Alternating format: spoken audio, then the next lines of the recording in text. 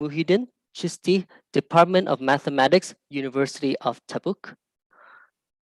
Professor Chianan Wang, Department of Industrial Engineering and Management, National Kaohsiung University of Science and Technology. Associate Professor Dr. Chawalit Chenanun, Deputy Director for Building, Ground and Properties, Sirenhorn International Institute of Technology, Thammasat University. Dr. Phang Nguyen Kỳ Phúc, School of Industrial Engineering and Management, International University, Vietnam National University of Ho Chi Minh City. Dr. Nguyễn Văn Thành, Head of Logistics and Supply Chain Department, Faculty of Commerce, Vang Lang University. Dr. Nguyễn Vạn Phúc Nguyên, University of Technology, Vietnam National University, Ho Chi Minh City. Dr. Lê Song Thanh Quỳnh, University of Technology, Vietnam National University, Ho Chi Minh City. And also, we welcome all the presenters and participants of the International Conference on Logistics and Industrial Engineering 2021. Distinguished guests, faculty members, participants, and ladies and gentlemen. As the host of this conference, the Organizing Committee Chair will be delivering the welcome speech. Please give a warm welcome for Organizing Committee Chair, Dr. Ngô Quang Trung.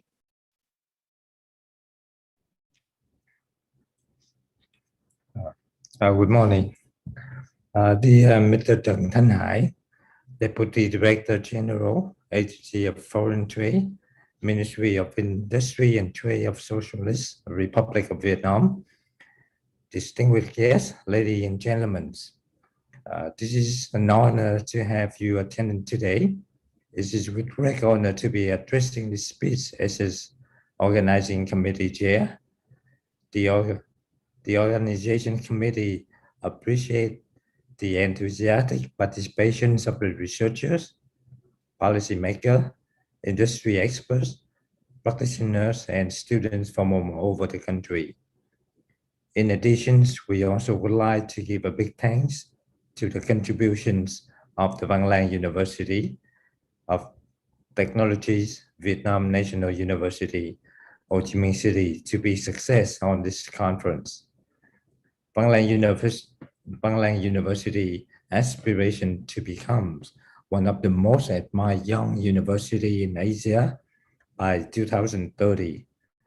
VLU constantly strive to surpass the limits of traditional university and is recognized for its breakthrough achievements in the higher education, innovations, and contribution to Vietnam and the world community. In addition to improving training quality, Vang Lang University always open to cooperation program with research institutes, universities around the world. Ladies and gentlemen, the International Conference on Logistics and Industry Engineering is an international forum for leading researcher, educator, software developer, and practitioner to discuss the current issue, share ideas, and experience on the latest developments in the field of industrial systems engineering, logistics, and supply chain management, also management science. The theme of ICLIE 2021 is Industrial Engineering and Supply Chain Management in the Global Business Environments. Nowadays, as the world is becoming heavily integrated, supply chains are becoming more vulnerable to disruptions such as pandemics and natural disaster. Furthermore, the mounting pressures of the environmental and social economic problems are becoming more apparent. As a result, the aim of the conference is to seek for unfolding a new business development opportunity doors. Logistics, supply chain management in the global environments. There are 120 papers submitted to the conference after being reviewed by experts.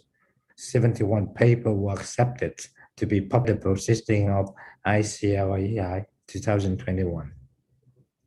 On behalf of the organization committee, of the International Conference on Logistics and Industrial Engineering 2021, I would like to express our greatest gratitude toward to participation and support for our international conference.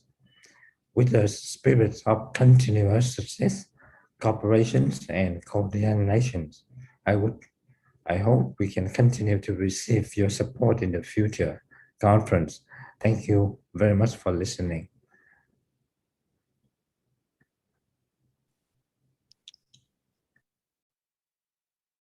Thank you, Dr. Ngô Quang Trung.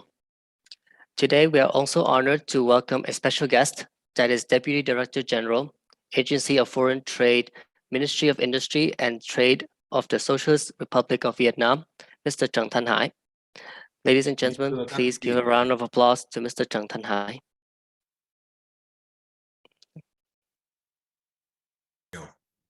Hôm nay tôi rất vui mừng, vinh dự được phát biểu tại lễ khai mạc Hội thảo quốc tế về Logistics và Kỹ thuật công nghiệp. Trước hết, tôi xin trân trọng cảm ơn Trường Đại học Văn Lang đã mời tôi tham dự hội thảo hết sức có ý nghĩa này. Nhân dịp này, thay mặt Cục Xuất nhập khẩu Bộ Công Thương, tôi xin gửi tới các vị lãnh đạo, các quý vị đại biểu lời chào trân trọng, lời thăm hỏi chân thành và lời chúc mừng tốt đẹp nhất. Thưa toàn thể quý vị đại biểu tham dự hội thảo, chúng ta đang bước sang thập niên thứ 3 của thế kỷ thứ 21, kỷ nguyên hội nhập và đẩy mạnh giao thương với nhiều cơ hội rộng mở và những thách thức đan xen. Trong bối cảnh các nước đang chịu tác động cộng hưởng của đại dịch Covid-19, các doanh nghiệp dần nhận thức sâu sắc về vai trò của hoạt động logistics và quản lý chuỗi cung ứng đối với sự sống còn của doanh nghiệp. Chính vì vậy, việc đẩy mạnh hợp tác quốc tế, trao đổi học thuật và các nghiên cứu mới cũng như kinh nghiệm thực tiễn, đặc biệt liên quan đến lĩnh vực logistics, kinh doanh thương mại và quản trị chuỗi cung ứng với các chuyên gia, các nhà khoa học, giảng viên, sinh viên ở Việt Nam và nước ngoài là một trong những giải pháp quan trọng góp phần tạo động lực cho tăng trưởng và phục hồi kinh tế, từ đó đảm bảo phát triển bền vững và toàn diện. Chúng tôi hết sức ấn tượng trước những thành tựu nổi bật và đầu tư đúng hướng về các hoạt động hợp tác quốc tế, trao đổi học thuật và nghiên cứu tại khoa thương mại Trường Đại học Văn Lang. Như đã được biết thì với mục tiêu cung cấp các chương trình đào tạo chất lượng đạt tiêu chuẩn quốc tế cho người học, Trường Đại học Văn Lang đã luôn chủ động đẩy mạnh ký kết các biên bản ghi nhớ với các trường đại học, các viện nghiên cứu, các doanh nghiệp hàng đầu trên thế giới và đã có những thành tựu đáng kể trong việc mang lại trải nghiệm đa dạng và toàn diện cho người học. Đây là một hành động đáng tuyên dương và cần được duy trì, phát huy. Ngày hôm nay có mặt tại đây, bản thân tôi đã thực sự ấn tượng với sự đầu tư kỹ lưỡng và quy mô hoành tráng của Hội thảo quốc tế về Logistics và Kỹ thuật công nghiệp mà Trường Đại học Văn Lang đã dày công chuẩn bị. Hội thảo có sự tham dự của các chuyên gia, các nhà khoa học, giảng viên, sinh viên cả trong lãnh thổ Việt Nam và trên thế giới. Hội thảo có thể được xem là một hoạt động đẩy mạnh hợp tác giáo dục, đào tạo nguồn nhân lực và tăng cường kết nối cộng đồng khoa học công nghệ giữa các quốc gia phù hợp với định hướng của đất nước. Bên cạnh đó, thì các chủ đề mà hội thảo tập trung thảo luận liên quan đến hoạt động logistics và quản lý chuỗi cung ứng là lĩnh vực mà hiện nay được xem là ngành đóng vai trò hỗ trợ, kết nối và thúc đẩy phát triển kinh tế xã hội, góp phần nâng cao năng lực cạnh tranh và là một ngành dịch vụ có nhiều tiềm năng đem lại giá trị gia tăng cao. Đáng chú ý, trong năm 2020, thông qua hình thức trực tuyến, Thủ tướng Chính phủ Nguyễn Xuân Phúc và Thủ tướng Singapore Lý Hiển Long đã bấm nút khởi động mạng lưới logistics thông minh ASEAN với dự án đầu tiên là Trung tâm Logistics ICD Vĩnh Phúc, góp phần phát triển theo hướng bền vững, bình đẳng, nhân văn cùng có lợi, đóng góp vào sự phát triển của mỗi nước và đem lại lợi ích thiết thực cho cộng đồng khu vực và toàn cầu. Có thể thấy hội thảo quốc tế về Logistics và Kỹ thuật công nghiệp được tổ chức rất đúng thời điểm, thu hút được quan tâm của giới nghiên cứu và các trường. Năm 2021, một năm với nhiều biến động đã chính thức khép lại để đón chào năm 2022, một khởi đầu mới với nhiều hy vọng của sự chuyển mình. Hội thảo quốc tế về Logistics và Kỹ thuật công nghiệp được tổ chức bởi Trường Đại học Văn Lang diễn ra hôm nay. Ngay tại đây sẽ là cột mốc đánh dấu cho sự chuyển mình mang tính thời đại này. Trước khi kết thúc, tôi xin gửi lời chúc Hội thảo quốc tế về Logistics và Kỹ thuật công nghiệp thành công tốt đẹp. Chúc các quý vị đại biểu và gia đình bước sang năm mới 2022 với nhiều sức khỏe, hạnh phúc, đạt nhiều thành công trong công việc. Xin trân trọng cảm ơn.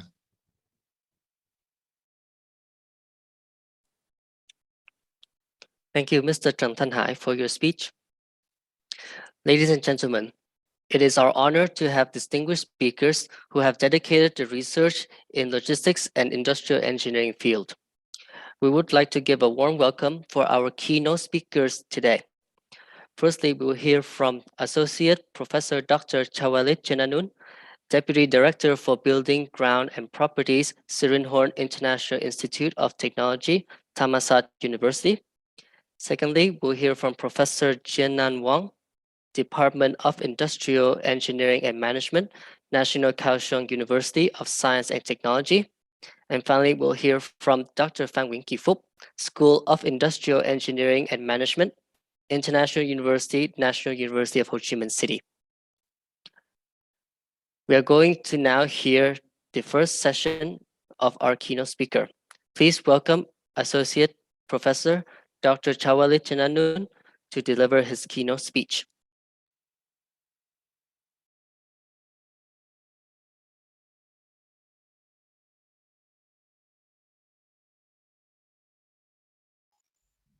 Good morning. It is my honor to be here today. My name is Chawalit Jinanan. I'm from SIT Thammasat University, Thailand. This is my first time to join the International Conference on Logistics and Industrial Engineering. Today I will give a talk on uncertainty planning in national level electrical power system with renewable energies and EV charging. So let me introduce myself a little bit. I have my undergrad degree in mathematics and computer science from University of Maryland in US, and I have my master degree in management science from the same university. And I moved down a little bit to Virginia Tech to get my PhD in industrial and system engineering. So if you know Washington DC, this is the place where Maryland and Virginia is.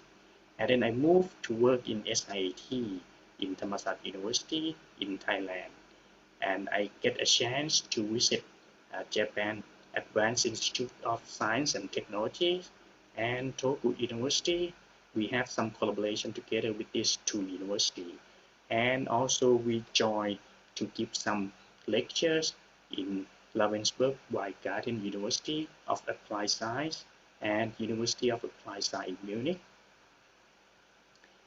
So today's talk that I am going to introduce the concept of the power planning system in Thailand. I will look at the past 15 years that I have been working together with a state-owned enterprise called EGAT. So we have collected some experience. We have been working together on forecasting demand. We have been working together on unit commitment model. So we have been working together with them for many projects. And we will look at the difficulties that we have been facing for the forecasting, what are the issues in there, and then the recent research that we have been trying to work together with our team on the unit commitment that we try to incorporate some uncertainties into the model. So first, this is the big pictures of the power system in Thailand. This is the big supply chain, and again, it took me about 10 years to understand the whole process of these pictures in Thailand. So for the supply side, we have been using diesel, gas, lignite, oil, hydro, and recently we have some renewable energies. We don't have the nuclear power plant in Thailand. And for the power system generation, we have the imported system from Laos, and we have the state-owned enterprise called EGAT. They have their own generator units, and it accounts for roughly about 5,000 gigawatt hours. And we have some other private that they have power plants, including the large enterprise, small enterprise. In all of them incorporate together, they have around 11,000 gigawatt hours. And for those renewables, we have the large renewable solar power system that come from industries. These large power plants, they have to register with the regulators in Thailand. But for those who install in their own household, they don't need to register with the regulators. So these are some of the groups that we have some problems since when the EGAT need to plan, they need to know exactly how many solar power systems that are existing in Thailand. So after they have those generations for all of the power generators, EGAT will distribute through MEA, which is metropolitans, which are in Bangkok, and those in other province through the PEA. And then they will distribute this electricity to the consumer, including the household, business, government, and some other service. So in the past 10 years, we have been working with EGAT. We have been trying to use some of the optimization technique to help them do the planning for generations. And then later on, we have been working with them together to do the forecasting on their electricity demand. So let's take a look. So for the operation planning in EGAT, we can divide into 3 phases: the long term, medium term, and short term. For the short term, we need to plan for each time period in 1 day. The time period is 30-minute period. So we need to forecast the daily demand for each time period, and then we need to plan which unit to turn on, which unit to turn off. And once we turn it on, how much that we need to generate, which fuel that we need to use to generate the power to meet all of the forecasted demand.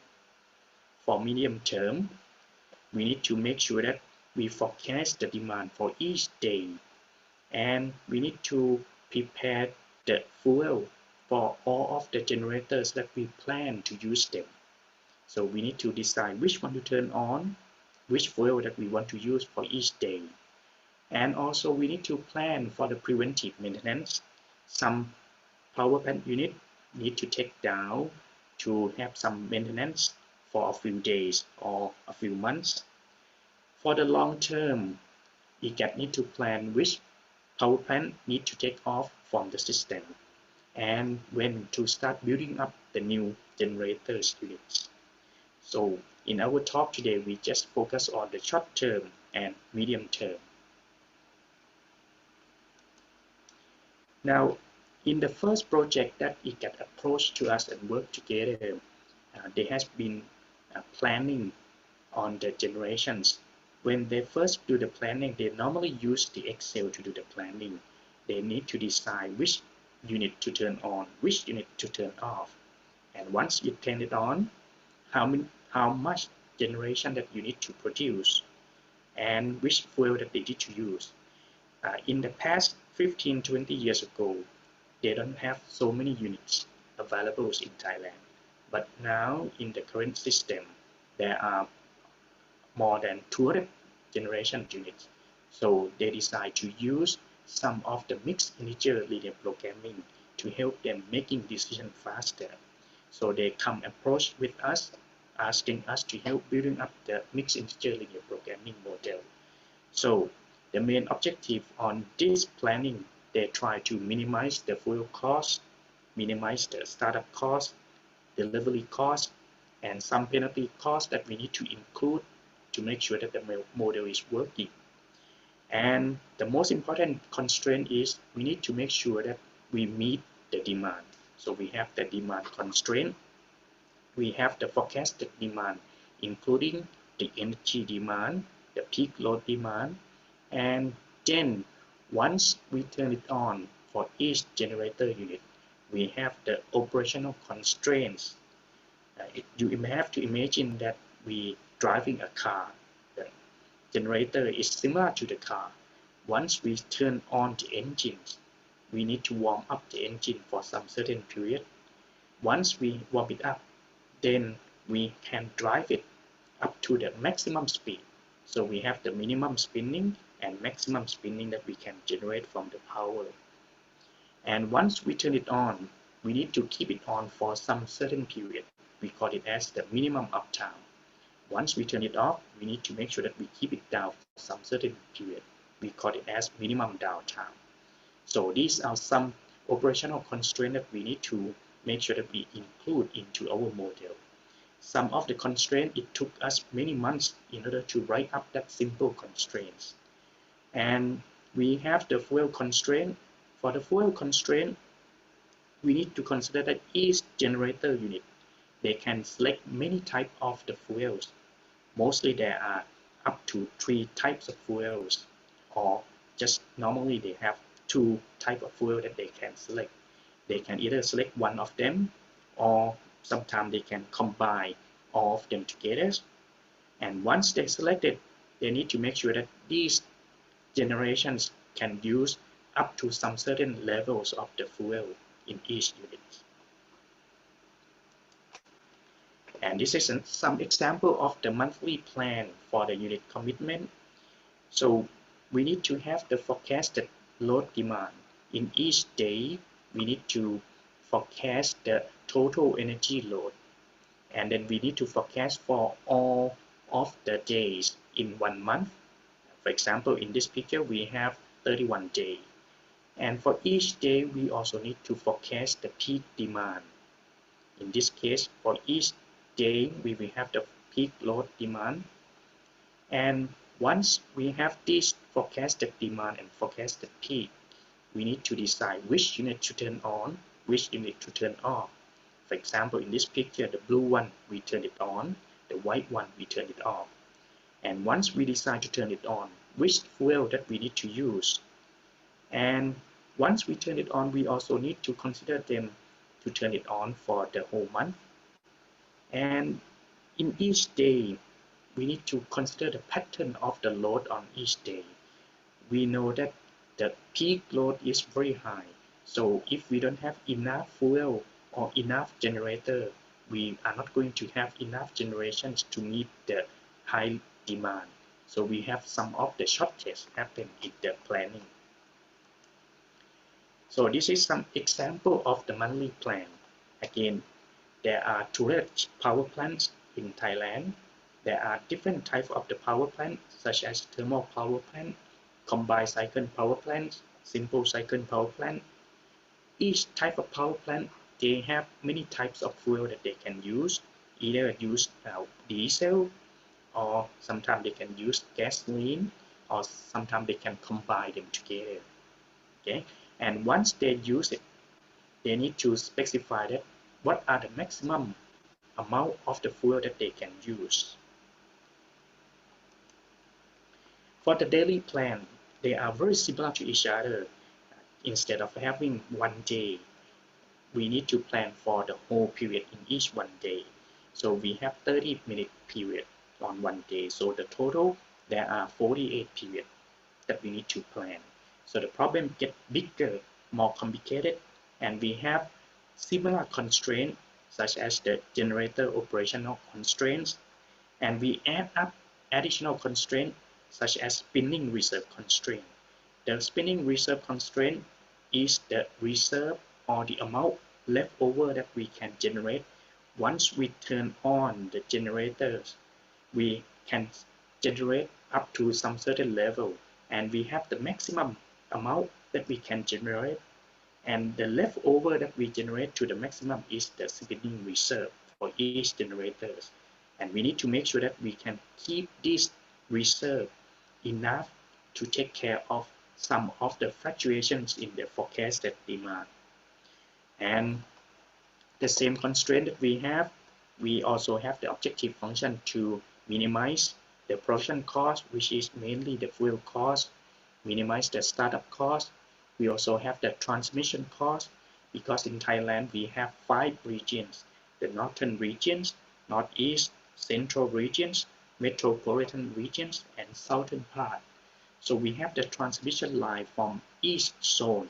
They need to make sure that this transmission has been balanced up enough to make sure that it is not too much from the central part to the northern part, or from the northern part back to the central part. Now let's move to the next part. After we have been working with EGAT for unit commitment, they approach to us and talk with us about the forecasting demand. So we will look at the difficulties how to forecast this daily demand. So Once we look at the demand in Thailand, we plot the monthly demand for the whole year. The blue one is the 2018, the orange one is 2019, and the gray one is 2020. So you can see the pattern that the demand keep increasing because of the population growth, economic growth, industrial growth. And if you observe carefully, we can see the seasonal pattern. During the summer season, from March, April, May, you can see that the summer season has the higher demand because people turn on their ACs.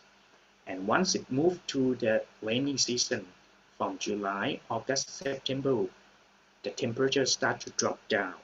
So the demand become lower and lower. And once it moved to October, November, December, there will be a lot of lower demand due to the winter season and the end of the year effect, because many of the industry start to lower down their production capacity. Now in this graph, we show the daily demand patterns. So if you observe, this is the 48 period demand pattern.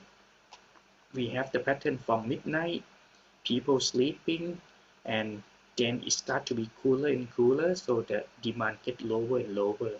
And once people start to wake up at 5 a.m., they start to turn on their electricity, start to take shower, so they consume more electricity. And once they drive out of their home and arrive to their workplace at 8, they turn on their AC, turn on their electricity, and they keep working, and the temperature keep increase outside. And once there is a lunchtime, they turn off electricity, went out for lunch, and then come back to work again. Until 4 p.m., they start to drive back to their home. Once they arrive at home, they start to turn on their televisions, start to turn on their AC. So the highest peak happen at night from 7 p.m. to 9 p.m. And once they start to sleep, the demand keep coming down. So that's the pattern that we observe for the weekday. And we have been observed and see this pattern, and we try to use this pattern to classify, because if we just simply forecast based on the one-day forecasting, we will have higher error, because some of the low demand, such as on Sunday, we have a very low demand. We cannot have a good demand forecasting to forecast on Monday. So what we are going to do is that we simply try to classify the demand, grouping the demand. In this picture, we group the weekday load and weekend load. For the weekday, we can see the pattern are very similar from Monday, Tuesday, Wednesday. And on Thursday, Friday, they also have similar pattern. And on the weekend, we have Saturday load, Sunday load. Saturday, mainly, we still have some factory and some office still working. And on Sunday, people come back to home, stay home, so the load demand become flat. And we have some special holiday on New Year. So January 1st, January 2nd, they are very flat demand, very similar to the Sunday load. So based on this observation, based on this experience that we have been looking at this data, so we use some of the machine learning, we use some of the AI technique to forecast the daily load demand. So we apply some of the clustering technique to make sure that we cluster the similar pattern of demand together. We also use some of the classification and regression tree to classify the same pattern load demand together. For example, those Monday, Tuesday, Wednesday will be clustered together. Thursday, Friday will be clustered together. Saturday will be separate, and Sunday will be separate out. And we also can specify, we can classify out those special holidays and bridging holiday. Once we cluster the data together, we can apply some of the machine learning to forecast them. We use the AI techniques such as deep learning network, support vector machine to forecast them. But again, we would like to emphasize that no matter how good our forecasted model is, we still have the high fluctuation, high error in the forecasting model. So that's the part that we need to also improve. And in the most recent years, we find out that in Thailand, there are lots of factories start to install the solar power. It get approached to us and ask us about this part. They find out that the load demand seem to drop drastically. So they asked us, could you please try to forecast what's happening in the solar market in Thailand? So we use the system dynamic model to forecast the solar installation both from industry and household. So we making some survey from the industry, we collect some data from the government agencies that we know exactly how many units that they install for each factories. And then we use number of factories we have available in Thailand, and we project how many of them will try to decide to install the solar power. And then we project it into 20 years period. Based on this system dynamic model, we can then classify the group into the household and into the factory. So the blue one is for the industrial factories. So the price of installation for the factory are cheaper, much cheaper, because they install a big amount. So they will have higher amount that they install from the 2015 until 2037. We started this project on 2018, 2019 actually. So we know some of the number of factories that they already installed. So we use the past data from 2015 to validate our model. And our model are very close to the actual number.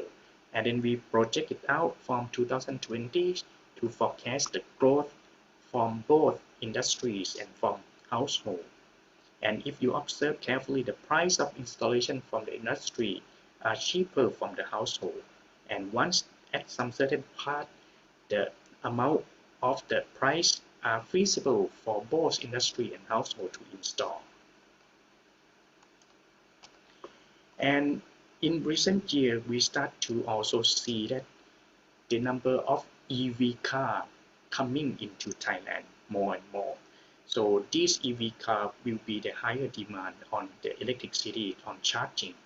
So our team try to forecast the EV car in Thailand. And each EV car, they have different type of battery that they use. They have small battery size, medium size, large size, and each one of them have different charging technology as well. For example, they use three-phase, single-phase, they use the direct current, or even the fast charging. So we need to estimate the amount of time that they need to use for charging. So we use this amount that we see from the US, and then we projected the growth rate in Thailand. So once we have these three data, the forecasted demand, the growth in each year, the growth of the solar power system in Thailand, and the growth of the EV car in Thailand, we combine these three together, and we can see that without the smart grid system, without controlling the power system in Thailand, we will face some of the problems, because once people drive their EV car back home, they will plug in and then charging at night. Immediately as they start charging, they will have to charge very fast, and once they fill up, then the demand on charging will keep dropping down. And during daytime, they will drive out, so the charging will be lower during the daytime. And the demand on the electricity consumption during daytime will be flattened out, because many of the office, many of the factory start installing the solar power.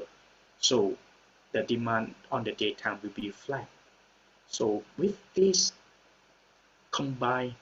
combinations of these EV cars and solar power, we will see the change of the shape of the pattern of the daily demand. So we will see that there will be low demand during daytime and very high demand on nighttime. We call this one as the duck shape or the duck curve. So that comes to the smart grid. If we have the good control system during the daytime, those EV car park, and then they can plug in and charge the solar power system. And they can use the solar to charge their EV car. And once they drive back to their home, they plug in their EV car into their household appliance system.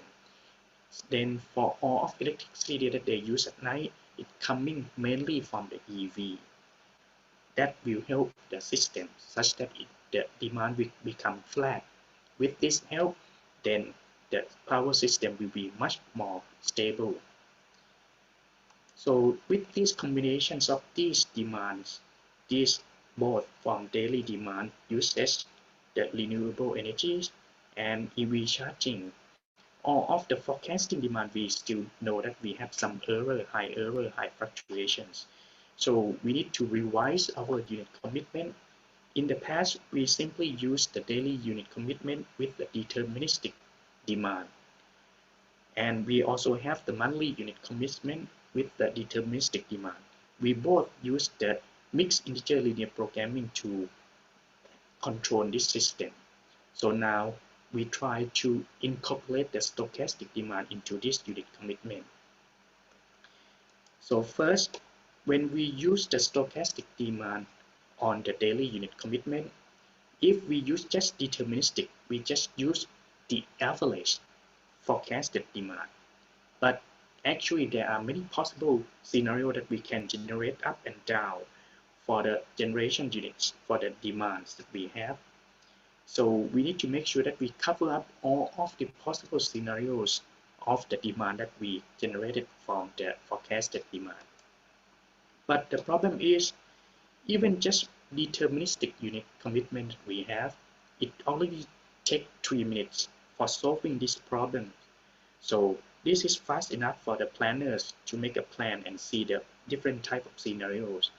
But once we include some of the stochastic scenario, for example, we just generate just 3 scenarios into the unit commitment model, it increased the time to be 12 minutes.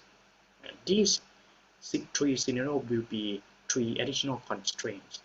If we add 5 scenarios, it takes 30 more minutes.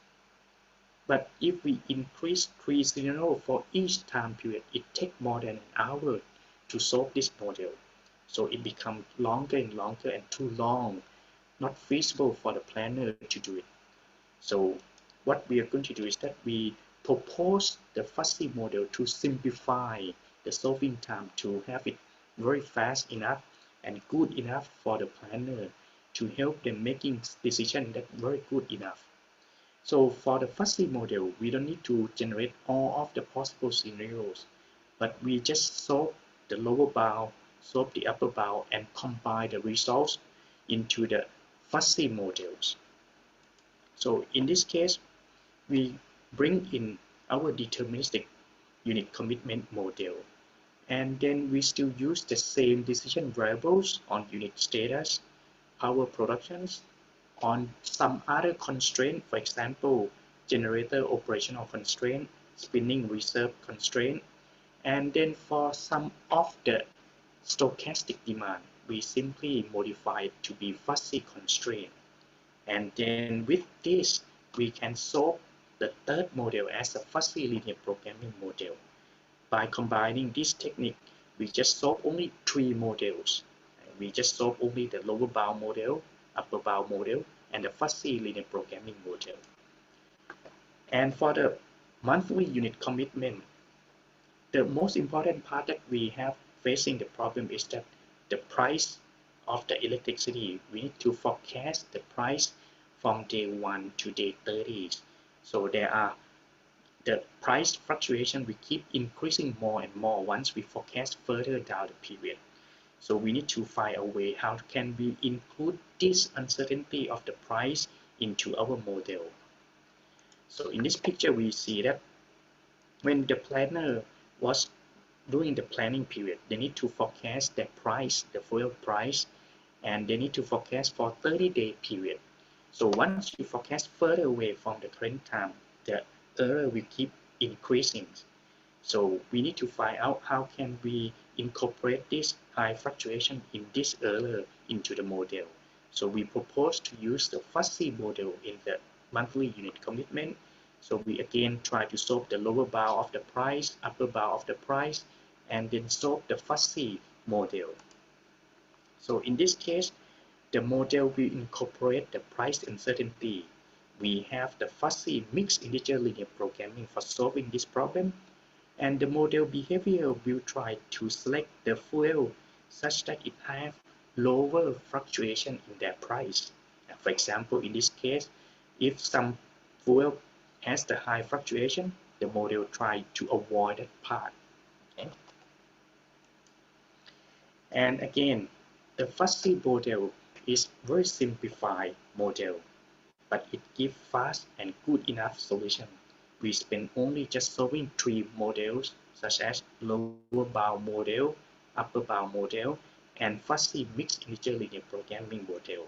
This just very fast within 10 minutes. The planner can get the good solution coming out. So these are the current research that we try to solve, and in the next few years we still try to add more fuzzy constraint into the model. We have some other additional fuzzy constraint that we can bring it back due to the forecasting demand, due to the fluctuation in the demand, or even the spinning reserve that we can incorporate the stochastic into the model. And these are the team members that we have been working together to with the EGAT. All of them has the background in the industrial and system engineering, and we have the university professor from Thammasat University and from Chulalongkorn University. We have the graduate students from many countries, including from Myanmar. We have Miss Pio from Myanmar, Miss Su from Myanmar. They are PhD students. They have been working on forecasting on the electricity demand, and they have been applying machine learning and AI technique to forecast it. And Miss Hua from Vietnam, she's a master student. She has been working on the unit commitment. She applied the stochastic and the fuzzy unit commitment on the monthly model. And Miss Gita, she's a master and PhD student, has been working on the daily unit commitment. She includes the stochastic model, include the fuzzy model into her work. So these are some big overview on the work that we have been doing. Thank you very much. This open the floor for the questions and answers. Thank you.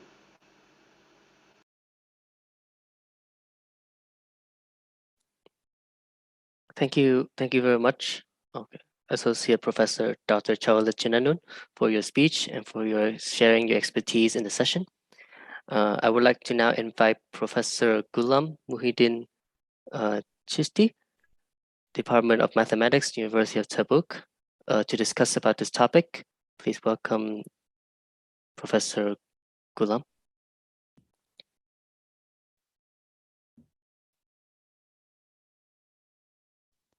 Professor, you didn't turn on the microphone yet. Now it's okay? Yes, it is okay now. Yes. Yeah, thank you very much. First, before giving my comments on this lecture, this talk, first of all, I would like to thanks to the organizing committee of this international conference of logistics and industrial engineering for giving me the chance to be a part of this international event. And it really a very appreciable work during this pandemic period. This organizing committee, this kind of event has been organized in a very tough period at the time, and I'm very happy on behalf of my University of Tabuk, Saudi Arabia. I would like to thanks to the organizing committee and all the members who is associated with this international conference. I like to extend my special thanks to Dr. Nguyen Van Than, who invited me for this international conference. And as far as the keynote speaker, the first lecture is concerned, the lecture Uncertainty Planning in National Level Electrical Power System with Renewable Energy and EV Charging. It's really very interesting lecture and wonderful talk and informative. All the informations given by the speaker that was really very beneficial for the all audience. And I like to thank the speaker for giving such a nice talk. Thank you very much. Thank you. Thank you very much.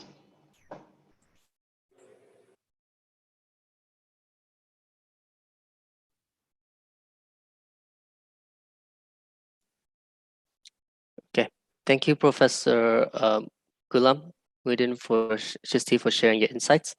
May I now please welcome our second keynote speaker, Professor Chien Nan Wang, National Kaohsiung University of Science and Technology, to deliver his speech.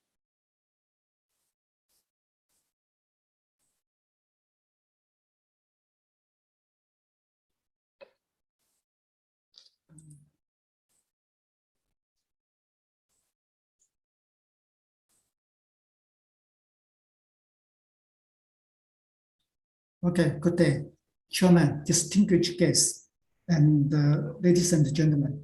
It's my honor to join the ICLIE 2021. And today, I now focus on a specific research topic. I will want to share the experience for recent 10 years I used for the MGDN, the multiple criteria decision making. Okay, first, let me introduce myself.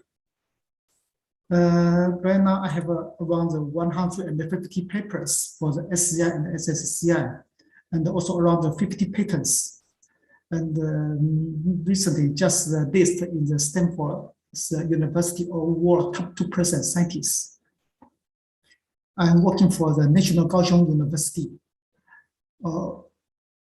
Science and Technology. And I also the chairman for the Association of the Chinese e-commerce industry. Actually, I have a lot of experience to working with the industry together. I do several times of the secondments, the missions with some of the industry, and ever be the president and ever be for the university, also president or CEO for the technology company, and be the director. Some lots of them. Most of my time, of course, I'm working in Taiwan, but I will stay in the United States, work for 2 years, and also stay in the Singapore, work for Singapore company for 1 year. And most of my experience is about the industry. Okay, and this is the outline for my speech. The first, we'll focus on the problem and suggestion, then mention about the method I use. I always use. Then give some simple example. You know, lots of researchers, they are thinking about how to find the topic. It's difficult to write a paper. It's difficult to have a good idea. At this moment, I'm guiding 32 PhD students and 50 master students in the same time. Each semester, we have a lot of students graduate. But you know, so many students need so many topics. It's a student's job or teacher's job. Maybe it's also a job. So if you just focus one specific the topic, could be very difficult. So if you want to guide a lot of students, or if you want to write a lot of paper, this be difficult to have a lot of idea. And for different topic, you maybe need to have enough knowledge or the skill. And even for the researcher, not the student, you want to get a promotion, you want to promote paper. Okay, in my country, you need to have more paper to promote from the assistant professor to the associate professor. The much more paper to promote to the professor. So how could you help a lot? How could you help a lot a student? So also the researcher, they have a difficulty for this. And here I would like to share my concept, my suggestion. How about we think about it? Maybe someone have already faced this problem before. So can we think about, can we follow some of the senior or the famous persons their path? If they have a successful way, maybe we can follow them. Okay. It's not that I'm so smart. It's just that I stay with problem longer. Okay, this is from Einstein. someone already sees this kind of problem. They want to think deeper. They want to think more. They want to create a lot. Okay, then someone already do. Then can we try to follow? And if we have a see further, it is by standing on the shoulder of giant. It's from the Newton. Okay, we follow also the senior researchers' pace, and we could become the successful researcher also.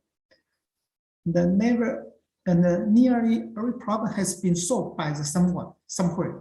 The challenge of the 21st century is to find out what works and scale it up. Is by the Clinton, the one of the United States, the president of the United States. Okay, so we are trying to find some pace for us, for some successful person. And then we maybe have a endless idea, endless creation. So here I have some suggestion. Your research is a topic focus or the methodology focus.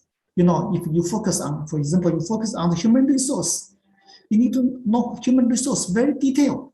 But if you focus on the methodology, at least you need to learn one or two methodology very deeply. Okay, but if you just focus on one topic, maybe just can help you to create one paper, or maybe just few papers. Few papers is already very good. But if you focus on the one methodology, well, this could be different. This could help you to make a lot of difference and have many papers.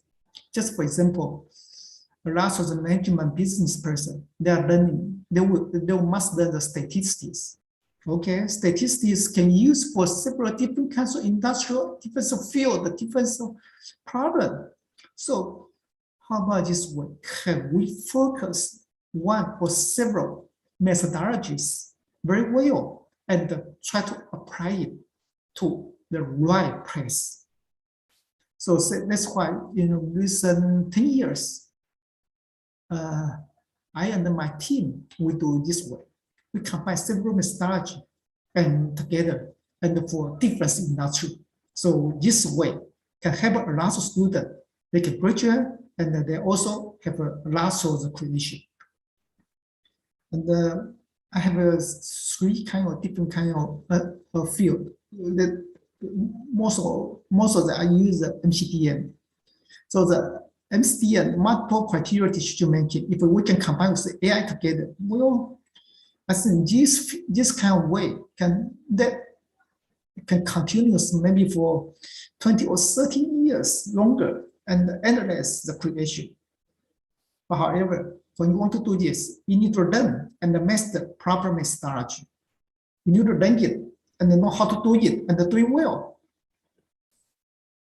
Okay, so let me briefly introduce the MGDN.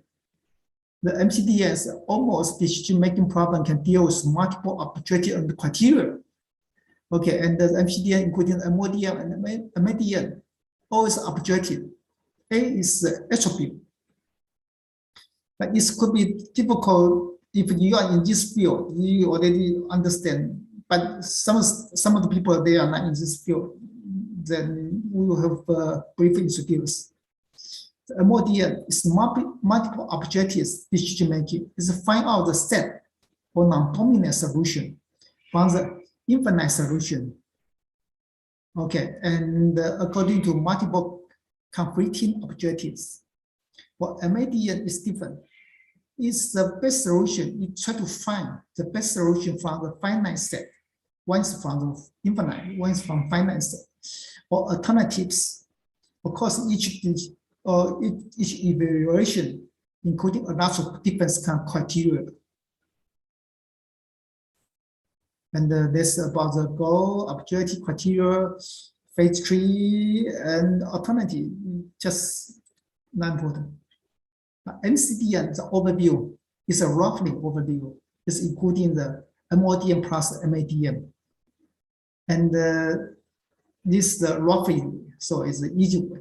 However, the time is passed and a lot of new people and they are thinking about the new one. For myself, we also put a lot of focus on here. For the MODM, you see there's a lot of things. Okay, this data is come from the Professor Zheng Guoxiong. He's my professor, my teacher, my advisor.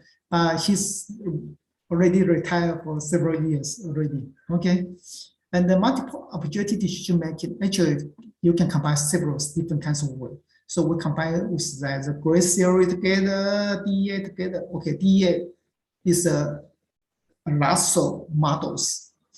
Normally we use a difference model combined together. Lasso difference model have a different function or different perspectives. So you need to know deeply, and then you can use it. And some of them use a habitual domain, but it's very popular for some period. But right now, I think it's not so popular because the founder, the chairman for the habitual domain, I also know him before, but also already long time ago, already retired for a long time. And then you can also combine with the fuzzy together, the gene algorithm, or use some supercomputing, neural network, something combined together can become more. It's realized more complicated, but it's not. It's that have more perspective, and then you can look it, and you can know the problem and know the solutions more deeply. For MGDN, multiple attributes decision making. Normally, they have so many methods like the AHP, analytic hierarchy process, NP, analytic network process, TOPSIS, and so on. There's a lot. That's we use to use. So if you can combine one or two methods together to a research paper, it's much more easier to be accepted in the good journal. You know, we are the most of my friend the Asians. The Asians a little bit in the academic world is a little bit late with the start a little bit late for the academic world compared with Europeans or American. So for us, it's difficult to just promote one concept, one idea. You just mention this, and you'll be accepted for all over the world. So what can we do? We need to have the easy ways to use the mathematics method for your research. Then this way you are easy to be accepted in a good journal. Easy to be accepted in the world. So, okay, in the future, you can maybe have the new one. They have also the new concept. Combine the MGDN, change to become the MRDN. Combine the multiple rule-based decision making. This will combine with the big data and expert system. A lot of the detail. Well, this a lot. It's difficult to know all of it, but we can see here. There's a book mentioned about this. Of course, this comes from my advisor, and he's a good person. You can see here. This is from the Google Scholar. Okay, his H index is a lot. Okay, 95. Okay, and of course, somewhere already think about how to do, and we can do together. Okay, your screen, can I see this?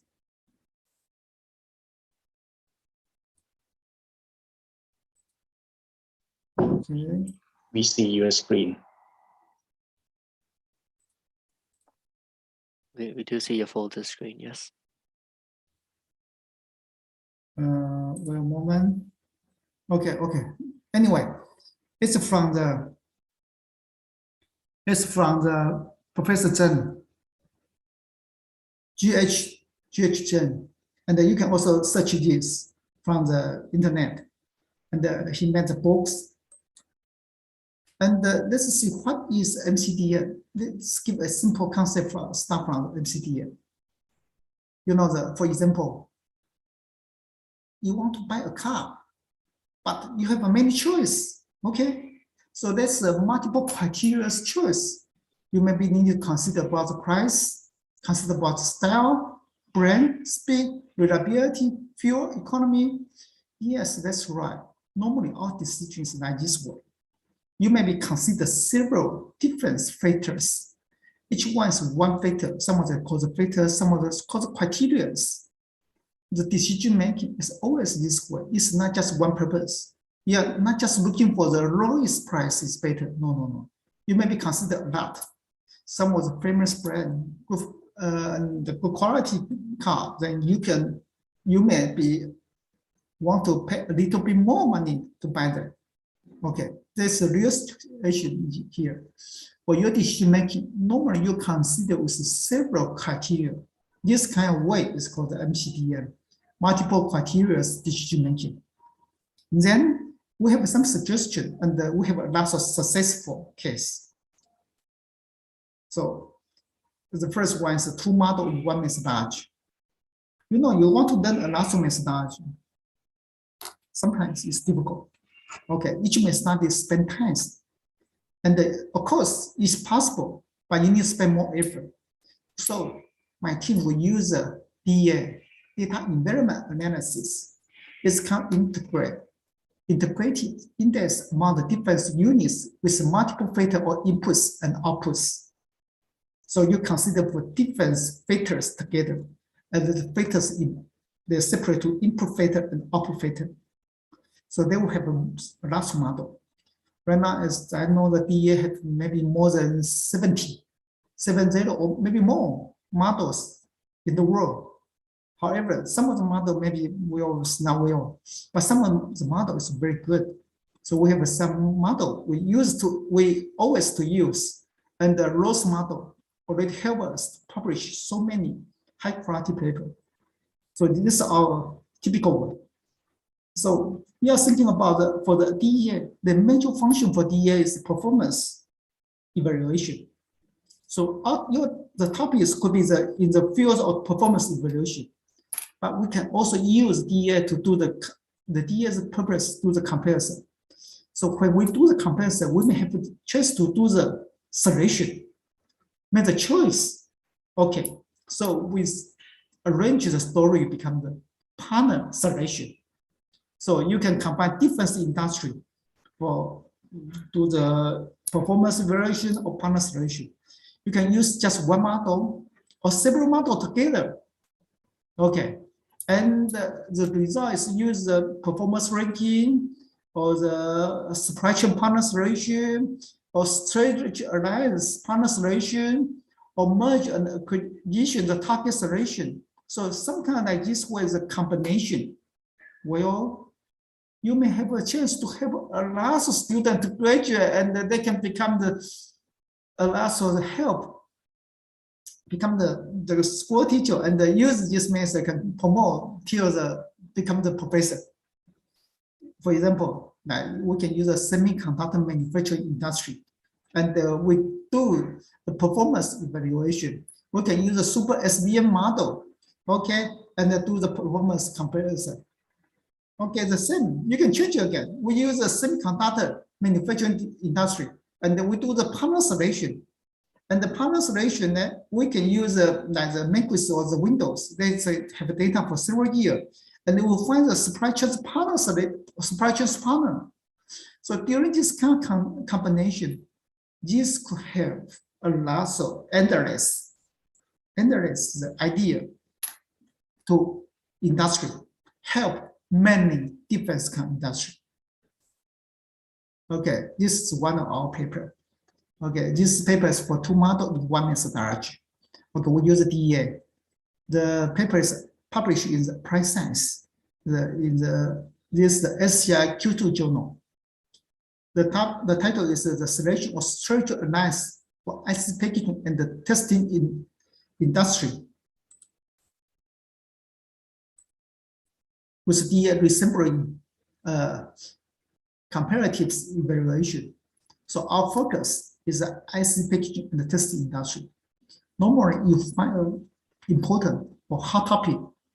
This will be popular and more people would like to read, and the journal they would like to accept. Okay, you find a hot topic that's important. And we just use the DEA, this kind of methodology. But however, we use a tool model to do the data, to analyze the data. We use super SVM and reassembly.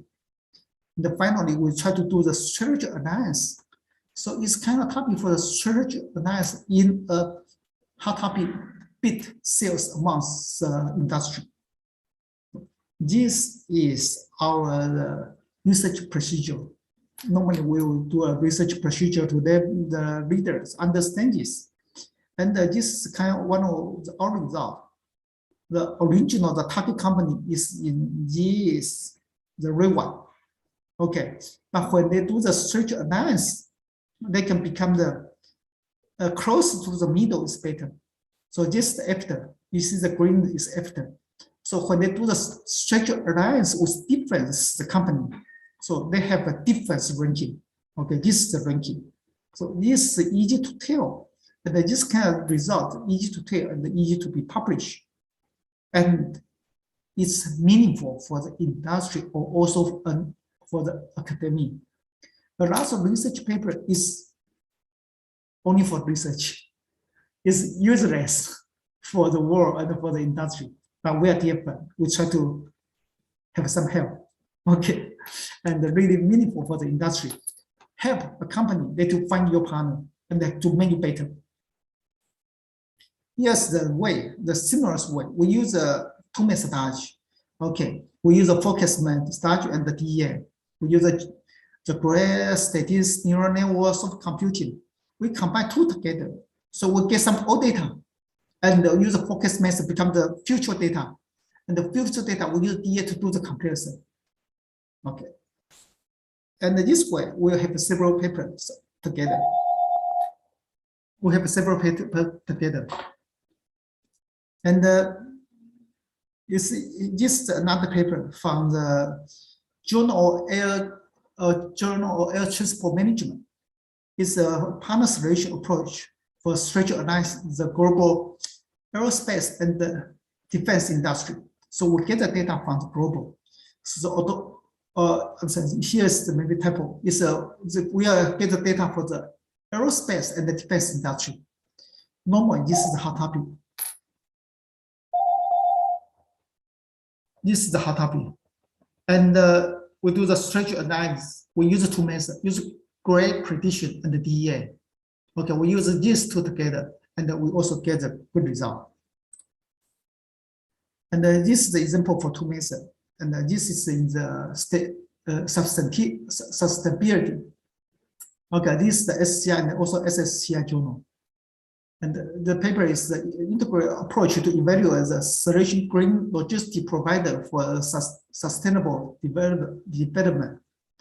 Okay, this is also our Vietnamese student, and then I is already teaching in the university.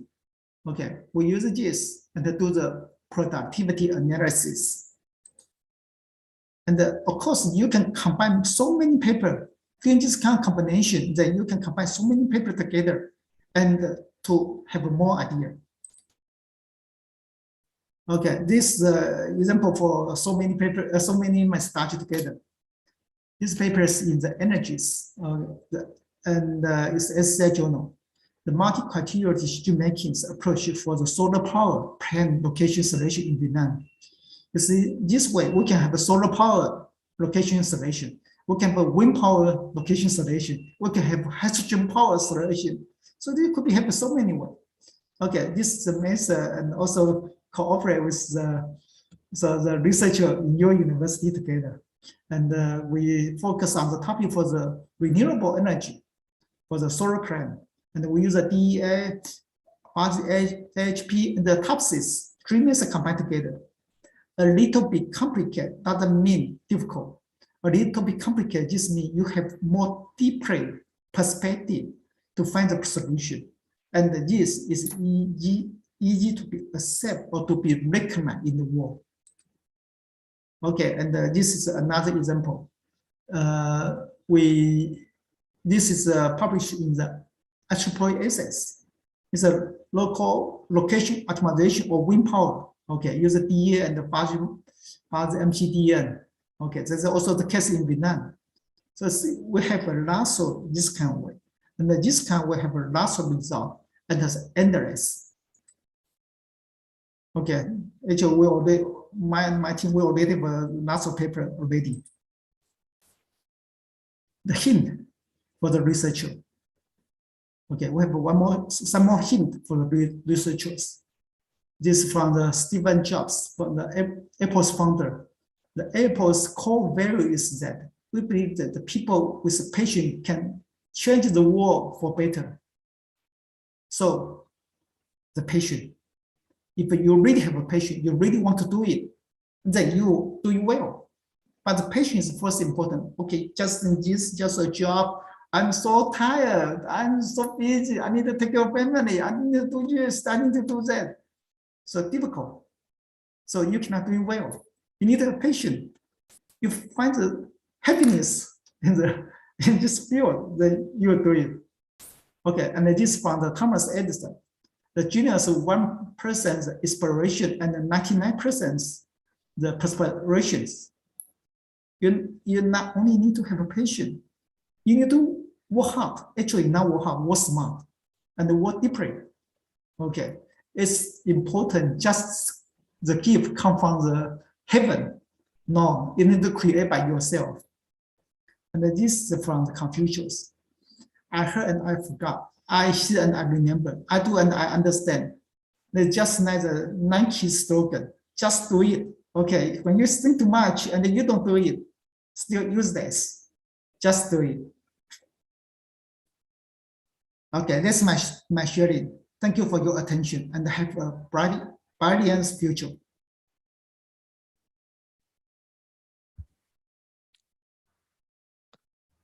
Thank you, Professor Chenan Wang, for the speech and for sharing your expertise in the session. We would like to invite Professor Ghulam Muhyiddin Chisti again to discuss about this topic.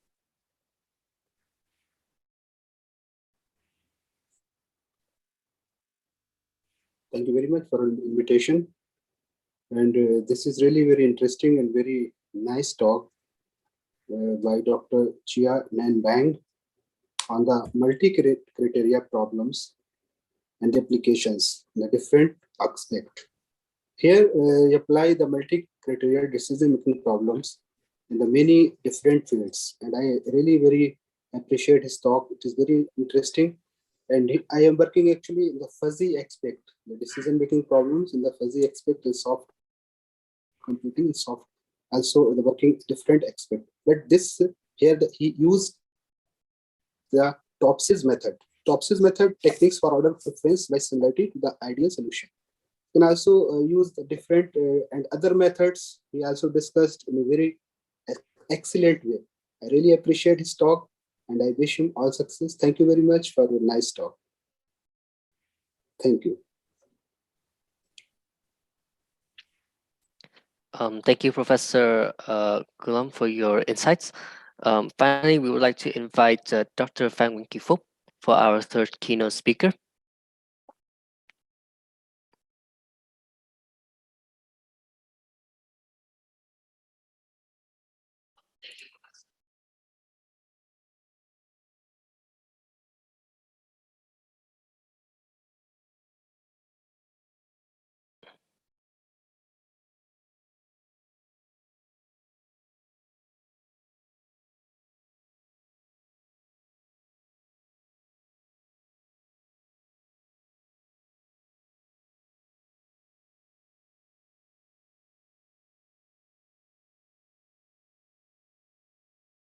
Professor, you have not unmuted your microphone on Zoom.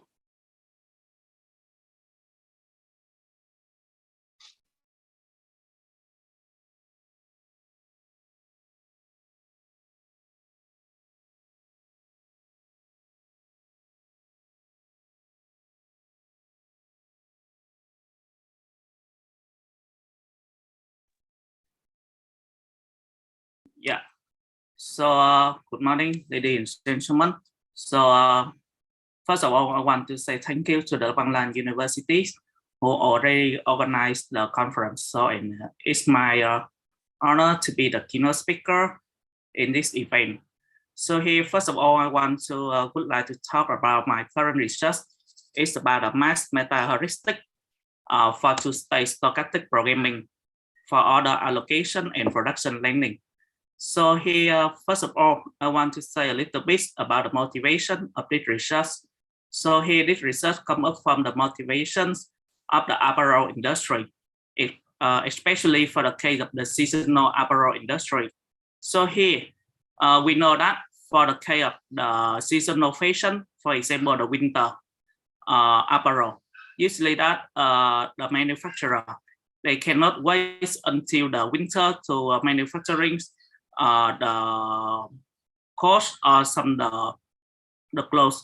Usually that they must be divided the production line into two stages. In the first stage, they will be orders the material from the supplier, and at this stage they cannot make any exactly forecast about the demand. So they just make some forecasting about the distribution of the demand. And in the second stage, usually that they will realize the demand, and in this case, they will try to correct the decision that they make in the first stage. So here in our research, I consider the case when the manufacturer, they can they can order from the several suppliers about the material, and for each supplier, they will have some suggestion, some quotation about the discount. For example, if we buy some material that's within the one range, we will be charged the same price. But outside this range, may be higher or it may be less than the price that's within the range. And here the material, some material can be shared between the products, several products of the manufacturer. So that at the result of this, the manufacturer, they must consider so how much material that they should order for the supplier, and so they can use or they can take advantage of the rotation. Right. Here, this is the main idea of us, right? So first, I consider the managers, and we make some order from supplier. And here at this stage, we make some production plan. So at this stage, we must also produce some item or some product. Otherwise, we cannot satisfy on the demand at the second stage. And here, we not really realize any demand. And the decision in the first stage, they also got the propagation, the effect into the second stage. So here in the second stage, now we already know about the market, and here we can rely the demand. So if in the first stage we do the good things, right? So in the second stage, we just need to make some small correction, and it will be not affect about the total benefits. Here in the first stage we order too much, right? So in the second stage, it can create some redundant product, and it will be create some loss due to we cannot solve the product. Here from the supplier, so here the supplier, they will offer some rotation, and depending the other qualities of the supplier, they will charge the different prices to customer. For example, if you order between 5,000 and 10,000, they will check you the price A. But if you order more than 10,000, they will check you another price. For example, maybe it's less than A. And supplier, they also have the capacity. Here, I will consider the case that we can make all the tries. And in the case that when we try to make the first order, usually that we cannot rely the demands. And based on the rotation of supplier, the manager, they will try to minimize the total cost. Total cost here, we can consider it will be the first cost of the order in the first stage, and also the production cost in the first stage. And here also another, it will be the other cost for the second stage, and also the service cost and production cost for the second stage. In reality, usually that we got two kinds of rotation. The first one is on unit count. So here in the unit counts quotation. Right. So if the order quantity is between the lower bound and upper bound, so all in the products will be changed the same price. And another kind of quotation is incremental discount. So here the discount is applied to only the units who the purchase above the certain threshold Q. Right. So the first Q units will be not discount, only the rest higher than Q units can be discounted. And supplier, they can offer the several material necessary for the product. So here this is main idea, and usually that in my research, I just consider the most common things in the on units discount. Now, in case of the decision maker, so here for each supplier and for each material, so the decision maker, they can order just only one material for the one price range. So it means that for one material from the supplier, they cannot choose kind of discount. So here they just only one kind of discount for one material in supplier. And for each state decision maker, they will got the limitation on the number of capacity, working line, and also the labor. Here I assume that the lead time is 0. And at the end of stage 1, the company, they must already manufacture some products and also some material already left in the end of stage 1. Here, so here at the stage 2, decision maker can be also order more, and they can also be manufacturing plants. So here, now at the end of stage 2, maybe we will got some unsold product left and material left. And so here I assume that they can be sold at the 7th price, and usually that it will be less than the selling price.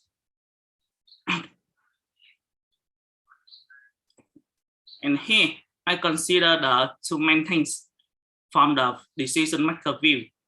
So here, the decision maker, usually they have to answer two main questions. So how many material should he order from supplier to take advantage of the rotation?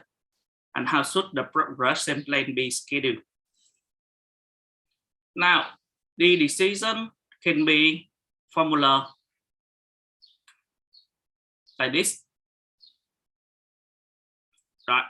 So here, this will be the number units of material type, and the decision maker should purchase from supplier at the price range R in stage 1. And here we got also another index of E will be represented for the different scenario of the demands. So here we got the several kind of product. So the number of scenario is extremely large. And here we also get the some decision variable of Y1P. It will be number of units of product type B that the manufacturer should be produced in stage 1. And also we got some index relating to E. And this will be corresponding with stage 2. So under scenario E. So how much this should be produced.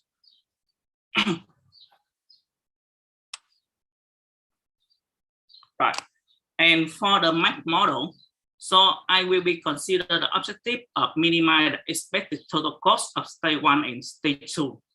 In stage first stage, the cost will be including the purchasing and manufacturing. The second stage, it will be purchasing, manufacturing, income of selling products, and the service price for the unsold product and unsold material. And this is the main decision variable. Associating with the main decision variable, we will got some auxiliary decision variable. It will be including the number of production line that they should be installed in the first stage and also in the second stage associated with the scenario E. And we got also the number of workers associated to operate the production line. When I consider about this model, we will got some main constraints. Here, the main constraint I will consider is the material purchases from its supplier must be 0 or it must be in only one price range. So here does mean that one, you will select the supplier, otherwise you buy nothing from them. And here the purchases material, they must be smaller, the maximum demand can be happen. So here I think that's this one will be very real demand. And the number of units of produced at the stage, it must be less than the total available of the material at this stage. And the number of workers in this stage must be greater than the minimum number required for line operation. Here we also have to linearize some constraints to calculate the income and service price for the unsold product and unsold material. Since the real mathematical model is really huge, so it will be a lot of constraints and decision variable here. So I just try to mention about the main point in the logic, so it will be easier to be followed. So here, when I try to solve this kind of problem, so if the number of scenario is small, so for example, in case that is smaller than about 15, so it can be solved very directly and quickly by using the solver to the deterministic equivalent transformation. So in this case, we will try to transform the problem of probabilities into the equivalent expectation problem. How? But here in the reality, when the number of product we consider it increase, so the main challenge will be here is the last number of scenario of the demand. So when the last number of scenario of demand appear, so it will be very heavy and burden for the solver to solve the one instance of the problem, because we cannot including on the possible scenario into the model or into the equivalent transformation. So here, in this case, after trials, I got some recognition is if the problem can be split into the single scenario, the solver, they can be solved very quickly and extremely quick. So here the one thing that will be erased when I got this recognition, it can we separate it into the some very small problem, and we can kind of parallel computing this. So in this case, we can reduce considerably the computation, but we just need to use more resources of computer. But here the computation is very quickly.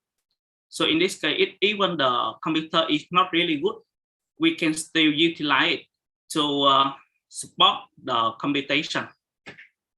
So here, by on this note, I try to find a way to decompose the problem. Here I got the notes that if the state at the end of stage 1 are given, the problem can be decomposed into the several sub-problems, and optimal decision for each sub-problem can be found very quickly to the solver, and we can utilize the machine of the lab and also of the student to have to ask them to solve this kind of sub-problem. So now, by on this, I will try to do some steps like this. The first of all, I find one effective presentation form of the candidate for the meta heuristic. Here, this will be the one that I'm choosing. So here, R1M will be the remaining quantities of the material type M at the end of stage 1 after manufacturing. And here is IY1P, number of units of product type B manufactured in the first stage. So the main reason I choose this kind of the presentation of the candidates is here we have very loose connection between element of R and also element of Y. Since the must here is when we know that when we try to solve using the multi-heuristic, the most difficulties is when we try to make some mutation of the candidate in the multi-heuristic. Usually that we must to satisfy a set of control. But here we can see that here for the candidate here is very low connection or very low constraints between the R and Y. Even that within the Y, we don't have any constraint between the real value of Y and real value of R. Here, so in this case, when we try to make some the gradient descent or also some kind that relating directly into the mutation, we don't need to care about the constraints. So with one Y1 must be satisfied to another Y of YP and also for the R condition. So now, when I given the one candidate for this, I can calculate the backward what is the optimal decision for the first stage when we get the end of stage 1 like this, and this can be calculated very quickly. I think that it may be less than 0.5 seconds. I already tried it. And now for this kind of the one candidate like this, I need to evaluate how this will be effect on the second stage. So here in the second stage, I will use the sample average approximation to calculate this. Now, given one candidate of this, I will try to use the simulation to create the realization of the second stage.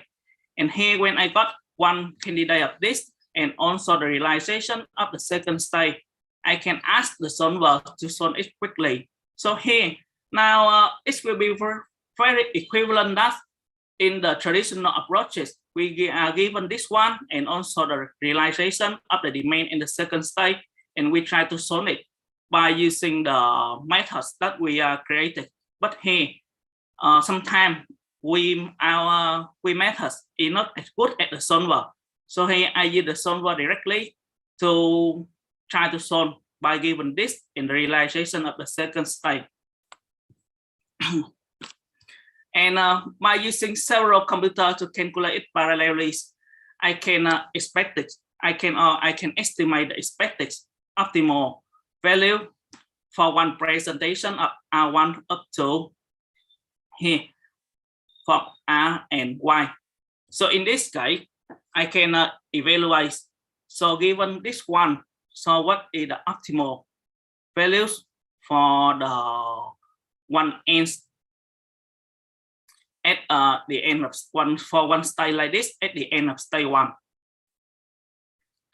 And here, this is about the logic of our algorithm. So here in the academic way, right, it can be represented like this. So here in this case, the one thing that we consider is how can we handle or how can we exactly estimate the expected cost in the second test relating to the one candidate of R and Y. So here, this will be relating to the sampling of how can we estimate the expected cost relating to R and Y. So when we calculate the variance cost based on the simulation of the second stage, if the variance cost greater than some epsilon threshold value or the total number of realizations smaller than the maximum number of sampling, we will try to increase the number of sampling until it satisfies one either one this condition, one or two second condition. And after that, so I will record the best so far mean of the R1 and Y1, and I will use some of the meta heuristic here to improve the R and Y1. So here, because you see that R and Y1, if we don't consider about it strictly, it must be integral. You can apply, I think that we can apply it very efficiently by using the gradient. And I think the requirement for the R and Y must be integral. In reality, it's nearly no strict. Because, for example, if we ask to come up with why it will be 1000, but our solution is 1000.5 is still be acceptable in this case, in the real application. And here, so now at this stage, we already come up with this one. So in case of how to improve one I and one Y, so I can use a lot of methods for the meta heuristic, for example, genetic algorithm or the BSO or the tabu shot. So here in this case, I can update the values of this one and this one. And so after the make the stop condition, I can get the output of the I and Y.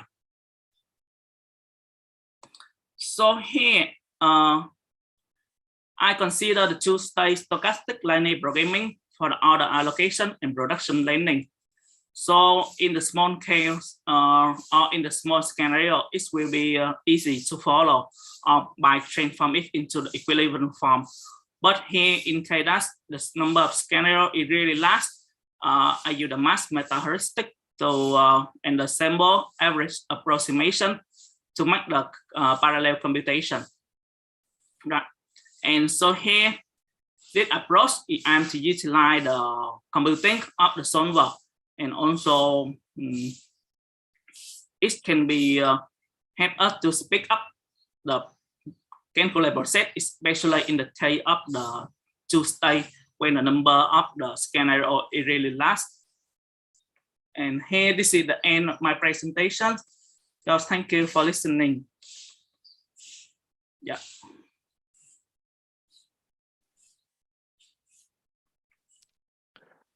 Okay.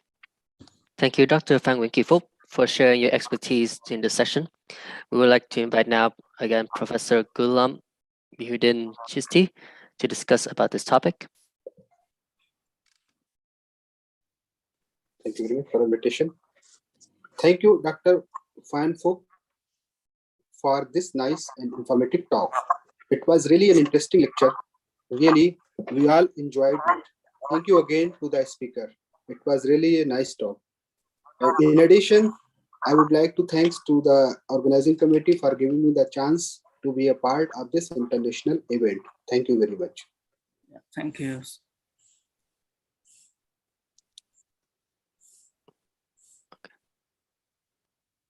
Thank you, Professor Gulam Muhyiddin, for your insights.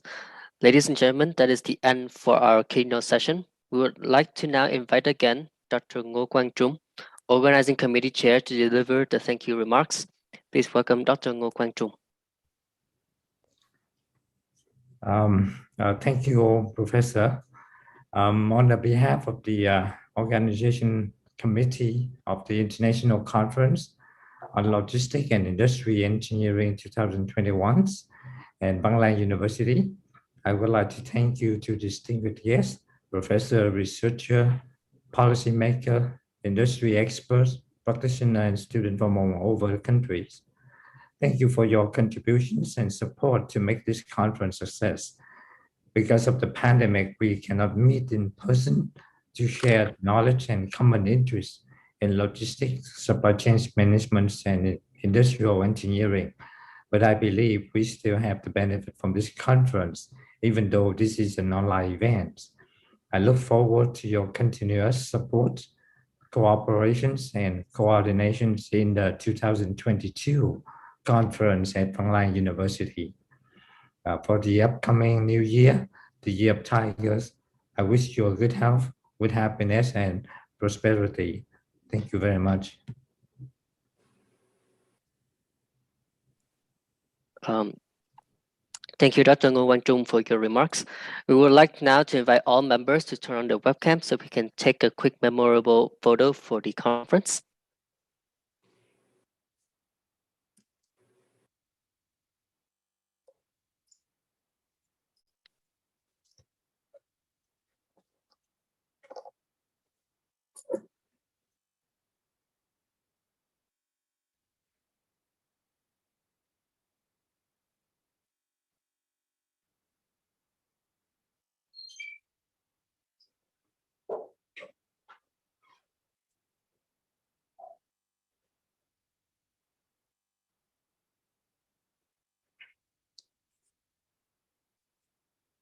Okay.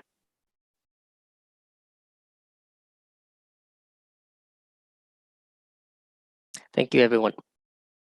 Ladies and gentlemen, please note that after the break at 10:30 Hanoi Central Time, we will be holding 3 parallel technical sessions across 3 different meeting rooms, as sent from your email through the 3 parallel technical sessions. May I please display the conference timeline for your convenience below in this view here? We humbly invite you all to attend all these insightful presentations from distinguished authors who have submitted their research to the conference.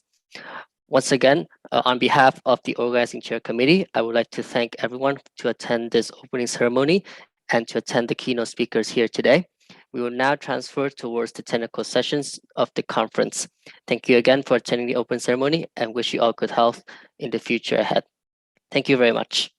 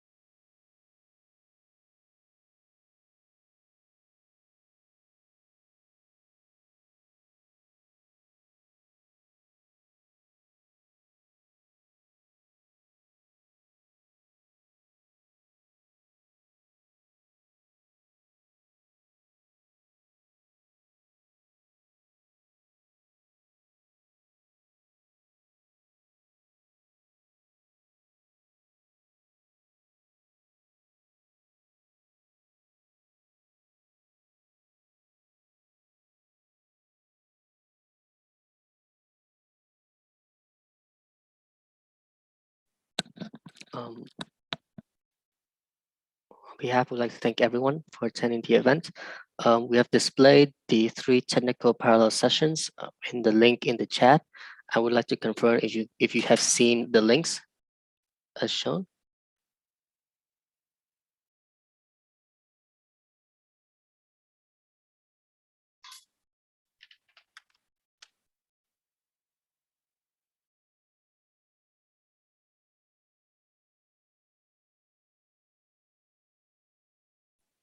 The 3 parallel sessions will start at 10:30 Hanoi time. After the time has elapsed, we will close this Zoom meeting and we will transfer towards the 3 parallel sessions. If you wish to attend, we are very welcome to let you attend all these sessions.